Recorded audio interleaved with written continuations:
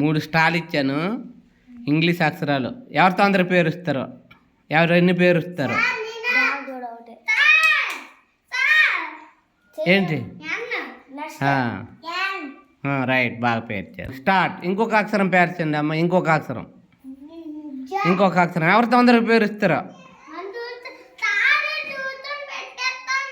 చూసుకొని పెట్టేస్తాండా, అలా చూడకూడదు.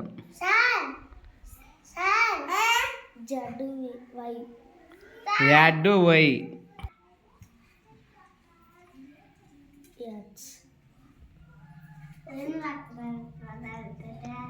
3 స్టాల్ తోటి ఎవరితో అందరు పేరు ఇస్తారో 3 స్టాల్ కూడా వినియోగించాలి.